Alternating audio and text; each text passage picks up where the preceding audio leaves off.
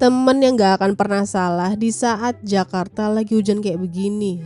Emang paling bener deh, pas lagi hujan itu makan makanan yang hangat. Tapi kalau kalian tipe yang mana? Pas hujan makan atau minum yang hangat, atau pas hujan malah pengen yang seger-seger? Nah, gimana kalau kita kombinasi aja? Kita bikin makanan yang hangat tapi minumannya dingin. Jadi angetnya dapet tapi tetap dapet seger juga. Buat makanannya kita bikin roti bakar, tapi minumannya kita bikin es kopi. Kita pakai kopi tubruk Gajah Mangga, kopi hasil dari racikan warisan yang berkualitas. Pokoknya ini ahlinya kopi tubruk deh. Kalau mau rasain kopi tubruk sejati yang benar-benar kopi, ya kopi tubruk Gajah Mangga ini. Revolusi rasa yang benar-benar enak. Ini baru temen yang gak akan pernah salah di saat cuaca hujan. Roti bakar dan es kopi tubruk Gajah Mangga. Kolaborasi rasanya pas di antara kopi yang mantep dan aroma buah mangganya yang khas. Cocok banget dipaduin sama roti bakar yang super lumer yang isiannya berlimpah banget deh. Jadi makin bikin gak mau keluar rumah gitu. Nah, kalian cobain juga deh kopi tubruk Gajah Mangga buat nemenin hari kalian.